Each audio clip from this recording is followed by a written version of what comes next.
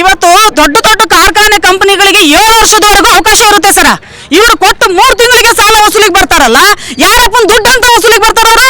ನಮ್ಮ ದುಡ್ಡು ಸರ್ ಅದು, ನಮ್ಮ ರೈತರು ಕೊಡಬೇಕಾದ ಸಾಲ ದುಡ್ಡು ಸರ್ ಅದು. ಇವತ್ತು ಅದನ್ನ ಬಿಟ್ಟು ಇವರು ನಮ್ಮ ದುಡ್ಡನ್ನ ತಗೊಂಡ್ಬಿಟ್ಟು ಬೇಲಿನೇ ಎದ್ದು ಹೊಲ ಮೇದಂಗೆ. ಅರ್ಥ ಆಯ್ತಾ ಸರ್? ಇವತ್ತು ಏನು ಕಾರ್ಖಾನೆಗಳು ಕಂಪನಿಗಳು ಸಾಲ ಸಾವಿರಾರು ಕೋಟಿ ಅಲ್ಲ ಸರ್, ಲಕ್ಷಾಂತರ ಕೋಟಿ ಸಾಲ ಮನ್ನಾ ಮಾಡ್ತಾ ಇದ್ದಾರೆ. ಅದನ್ನ ಬಿಟ್ಟು ಇವತ್ತು 1,50,000, 1,00,000, 2,00,000 ತಗೊಂಡಂತ ರೈತರು ಯಾಕೆ ಆತ್ಮಹತ್ಯೆ ಮಾಡ್ಕೋಬೇಕು? ಮಾಡ್ಕೋಬಾರ್ದು. ದಯವಿಟ್ಟು ಇವತ್ತು ಆತ್ಮಹತ್ಯೆ ಮಾಡ್ಕೊಳ್ದೇನೆ ನೀವು ಧೈರ್ಯದಿಂದ ಬದುಕಬೇಕು. ಇವತ್ತು ನಮ್ಮ ದುಡ್ಡು ಅದು, ರೈತ ಸಾಲಗಾರನಲ್ಲ, ಸರ್ಕಾರವೇ ಬಾಕಿದಾರ. ಇವತ್ತು ಯಾರಿಗೆ ಕೊಡ್ತಾ ಇದ್ದಾರೆ ಸಾಲ ಅಂದ್ರೆ ರೈತರಿಗೆ ಕೊಡಬೇಕು ಸಾಲ ಅಂತ ಹೇಳಬೇಕು. ಇವತ್ತು ಕಂಪ್ನಿ ಕಾರ್ಖಾನೆಗಳಿಗೆ ನಾವು ಸಾಲ ಕೊಡ್ರಿ ಅಂತ ನಾವು ಓಟ್ ಹಾಕಿಲ್ಲ. ಇವತ್ತು ನಾವು ಏನೇ ಓಟ್ ಹಾಕಿದೀವಿ ಅಥವಾ ಕೇಂದ್ರ ಸರ್ಕಾರ ರಾಜ್ಯ ಸರ್ಕಾರ ನಮ್ಗೇನು ಚುನಾವಣೆಗಿಂತ ಮುಂಚೆ ನಮ್ಗೆ ಆಶ್ವಾಸನೆ ಕೊಟ್ಟುತ್ತೆ, ರೈತರ ಸಾಲ ಮನ್ನಾ ಮಾಡ್ತೇವಿ, ನಿಮಗೆ ಸಾಲ ಸೌಲಭ್ಯ ಕೊಡ್ತೇವಿ, ಬಡ್ಡಿ ರಹಿತ ಸಾಲ ಕೊಡ್ತೇವಿ, ಮತ್ತೆ ನಿಮ್ಮ ಮಕ್ಕಳಿಗೆ ಉಚಿತ ಶಿಕ್ಷಣ ಕೊಡ್ತೇವಿ, ರಸ್ತೆ ಉದ್ಯೋಗ ಇವೆಲ್ಲ ಹೇಳ್ತಾರೆ. ಇವ್ಯಾವು ಕೂಡ ಸರಿಯಾಗಿ ನಡೆದಿಲ್ಲ. ಅದಕ್ಕೆ ನಮ್ಮ ಸಂಘಟನೆಯವರು ಇರೋದ್ರಿಂದನೇ ಸರ್, ಇಡೀ ದೇಶಾದ್ಯಂತ ರೈತ ಸಂಘಟನೆ ಇರೋದ್ರಿಂದ ಎಷ್ಟೋ ಆತ್ಮಹತ್ಯೆಗಳನ್ನು ತಡೆಗಟ್ಟಿದ್ದಾರೆ. ಇವತ್ತು ರೈತ ಚಳವಳಿ ನಿರಂತರವಾಗಿ ಇಡೀ ಕರ್ನಾಟಕ ಅಲ್ಲ ದೇಶಾದ್ಯಂತ ನಿಮ್ಮ ಜೊತೆ ಇರ್ತೇವೆ ಅಂತ ಹೇಳ್ತಾ, ಇವತ್ತು ಮೈಕ್ರೋ ಫೈನಾನ್ಸ್ಗಳು ಕೊಡ್ತಾ ಇರೋಂಥ ಸಾಲಗಳನ್ನು ಹಳ್ಳಿಗಳಲ್ಲಿ ಇವತ್ತು ಯಾಕೆ ಸ್ವೀಕರಿಸ್ತಾ ಇದ್ದಾರೆ ಅಂದರೆ, ತಕ್ಷಣ ನಮಗೆ ಸಾಲ ಸೌಲಭ್ಯ ಸಿಗುತ್ತೆ. ಯಾವುದೇ ಬ್ಯಾಂಕಿಗೆ ಹೋದಾಗ ಅವರು ಕೇಳುವಂಥ ದಾಖಲಾತಿಗಳು ಅವ್ರಿಗೂ ಇವತ್ತು ನಮ್ಮ ದೇಶದ ಜನ ಅವಿದ್ಯಾವಂತರು, ಅವರಿಗೆ ಯಾವುದೇ ದಾಖಲೆಗಳನ್ನು ತಕ್ಷಣಕ್ಕೆ ಒದಗಿಸುವ ಶಕ್ತಿ ಅವ್ರಿಗೆ ಇರೋದಿಲ್ಲ. ಮನೆಯಲ್ಲಿ ಏನೋ ಒಂದು ಸಮಸ್ಯೆ ಆಗಿರುತ್ತೆ, ಅಥವಾ ಯಾರೋ ಒಬ್ರು ತೀರ್ಕೊಳ್ತಾರೆ, ಯಾವುದೋ ಒಂದು ಹಬ್ಬ ಹರಿದಿನ ಬರುತ್ತೆ, ಮಗುಗೆ ಸ್ಕೂಲ್ಗೆ ಫೀಸ್ ಕಟ್ಟಬೇಕಾಗಿರುತ್ತೆ, ಅಥವಾ ನಾವು ಯಾವುದೋ ಒಂದು ಮದುವೆ ಮಾಡಬೇಕಾಗಿರುತ್ತೆ.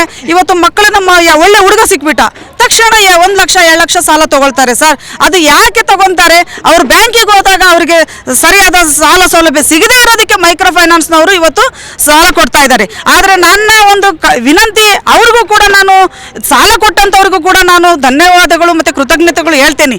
ಆದರೆ ಈ ಸಾಲ ಕೊಟ್ಟ ಮೇಲೆ ಈ ರೀತಿ ದಬ್ಬಾಳಿಕೆಯಿಂದ ವಸೂಲಿ ಮಾಡುವಂಥ ಒಂದು ಕಾನೂನು ರಿಸರ್ವ್ ಬ್ಯಾಂಕಲ್ಲಿ ಇಲ್ಲ, ಕಾನೂನಲ್ಲೂ ಇಲ್ಲ.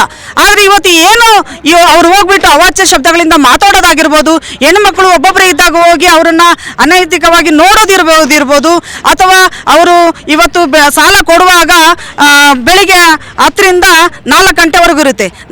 ಅದೇ ಥರ ಇವರು ಬೆಳಿಗ್ಗೆ 10ರಿಂದ 4 ಗಂಟೆಗೆ ವಸೂಲಿ 5 ಗಂಟೆ ಒಳಗೆ ವಸೂಲಿಗೆ ಹೋಗ್ಲಿ, ಬೇಡ ಅಂತ ಹೇಳಲ್ಲ. ಅದರಲ್ಲೂ ನೋಟಿಸ್ ಕೊಡಬೇಕು.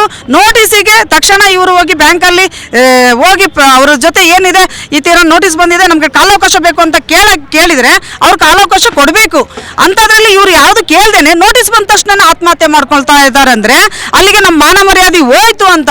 ಯಾಕೆಂದರೆ ಇವತ್ತು ಮತ ಕೇಳಕ್ಕೆ ಬಂದಾಗ ಇವರು ಇವೆಲ್ಲವೂ ಜಾಗೃತಿ ಮೂಡಿಸಲ್ಲ ಸರ್.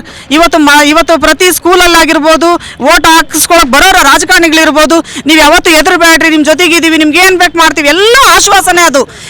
ಇವತ್ತು ಪುಸ್ತಕದಲ್ಲಿ ಬದನೆಕಾಯಿ ಅದು ಒಂದು ಫೋಟೋ ಹಾಕಿರ್ತಾರೆ ಅಥವಾ ಏನಾರ ಆಶ್ವಾಸನೆಗಳು ಹೇಳ್ತಾರೆ, ಇವರು ಓಟ್ ಹಾಕ್ಬಿಡ್ತಾರೆ. ಇವತ್ತು ಸ್ತ್ರೀ ಶಕ್ತಿ ಯೋಜನೆ ಅಂತ ಏನು 5 ಯೋಜನೆಗಳಾಗಿದೆ, ಅದರಲ್ಲಿ ಕೊಡ್ತಾ ಇರೋಂಥ 2,000 ರೂಪಾಯಿ ಯಾರಿಗೆ ಹೋಗ್ತಾ ಇದೆ? ಇದೇ ಮೈಕ್ರೋ ಫೈನಾನ್ಸ್ಗಳಿಗೆ ತುಂಬ್ತಾ ಇದ್ದೀವಿ ಸರ್. ಇದೇ ಸರಾಯಿಗೆ ಅಂಗಡಿಗಳಿಗೆ ಹೋಗ್ತಾ ಇದೆ ಸರ್. ಇದೇ ನಾವು ಒಂದು ಅಮ್ಮ ಗ್ರಂಥಾಲಯ ತೆಗೆದಿದ್ದಾರೆ.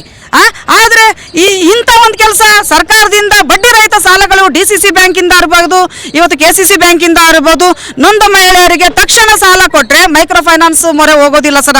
ಇವತ್ತು ಬಾಗ್ಲಿಗೆ ಬಂದು ಸಾಲ ಕೊಟ್ಟು ವಸೂಲಿಗೆ ಬಂದು ಇವತ್ತು ಅವ್ರನ್ನ ಎಳ್ಕೊಂಡು ಹೋಗೋದು, ಬೀಗ ಹಾಕೋಂಥ ಕೆಲಸ ಮಾಡಿದರೆ ಅವನಿಗೆ ಪ್ರಾಣ ತೆಗೆಯೋದೊಂದು ಬಿಟ್ಟು ಅವನ ಕೈ ಕಾಲು ಮುರಿಯೋ ಶಕ್ತಿ ರೈತ ಸಂಘಕ್ಕೆ ಐತೆ ಅಂತ ನಾನು ಈ ಮೂಲಕ ಹೇಳಕ್ಕೆ ಇಷ್ಟಪಡ್ತೀನಿ. ಇವತ್ತು ಯಾರೇ ಇರ್ಬೋದು, ಇವತ್ತು ಮನುಷ್ಯನ ಏನು ಮಾನವೀಯತೆಗೆ ಗೌರವ ಕೊಡುವಾಗ ಯಾವ ಥರ ಇರ್ತಾರೋ ತಗೊಳ್ಳುವಾಗ ಅದೇ ಥರ. ಅಕಸ್ಮಾತ್ ಅವರಿಗೆ ಬಡ್ಡಿ ಕಟ್ಟಕ್ಕೆ ಆಗಲಿಲ್ಲ ಅಂದರೆ ಅಸಲು ಕಟ್ಟಿಸ್ಕೊಳ್ಳೋಕೆ ಅವಕಾಶ ಕೊಡಬೇಕು ಅಂತ ನಾನು ಹೇಳ್ತೀನಿ. ಇದು ಏನೇ ಬಂದರೂ ಕೂಡ ಮೈಕ್ರೋ ಫೈನಾನ್ಸ್ ಇವತ್ತು ಯಾವತ್ತೂ ಕೂಡ ಅವರು ಕೊಟ್ಟವ್ರಿಗೂ ಕೂಡ ನಾವು ಕೆಟ್ಟದು ಆಗೋ ಥರ ನಾವು ನಡ್ಕೊಳ್ಳಲ್ಲ. ಅನಾರೋಗ್ಯದಿಂದ ಏನಾದರೂ ತೀರ್ಕೊಂಡ್ರೆ ಅಥವಾ ಅಲ್ಲೇನಾದ್ರು ಅನಾನುಕೂಲ ಆದರೆ ಖಂಡಿತ ಕೇಂದ್ರ ಮತ್ತು ರಾಜ್ಯ ಸರ್ಕಾರ ಆ ಸಾಲ ಮನ್ನಾ ಮಾಡೋ ಅಂತ ಕೆಲಸ RBIನಲ್ಲೂ ಕೂಡ ಇದೆ ಸರ್. ನಮ್ಮ ಕಾರ್ಯಕ್ರಮಗಳನ್ನ ನೀವು ನೋಡ್ತಾ ಇದ್ರೆ ನಮ್ಮ ಚಾನೆಲ್ ಅನ್ನ ಸಬ್ಸ್ಕ್ರೈಬ್ ಮಾಡಿ, ಪಕ್ಕದ ಬೆಲ್ ಐಕನ್ ಒತ್ತಿ ನಮ್ಮನ್ನ ಬೆಂಬಲಿಸಿ. ಹಾಗೆ ನಮ್ಮ ಕಾರ್ಯಕ್ರಮಗಳನ್ನ ಲೈಕ್ ಮಾಡಿ, ಕಮೆಂಟ್ ಮಾಡಿ, ಅದನ್ನ ಬೇರೆಯವರಿಗೂ ವಾಟ್ಸ್ಆಪ್ ಮೂಲಕ ಶೇರ್ ಮಾಡಿ. ನೀವು ಹೀಗೆ ಮಾಡಿದಾಗ ನಮ್ಮ ಚಾನೆಲ್ ಮತ್ತಷ್ಟು ಜನರಿಗೆ ತಲುಪಲು ನೀವು ನಮ್ಮೊಂದಿಗೆ ಸಹಕರಿಸಿದ ಹಾಗಾಗುತ್ತೆ. ಇದು ನೀವು ಯಾವುದೇ ಖರ್ಚಿಲ್ಲದೆ ಕೆಲವೇ ಸೆಕೆಂಡುಗಳಲ್ಲಿ ನೀಡಬಹುದಾದ ಸಹಕಾರ. ಧನ್ಯವಾದಗಳು.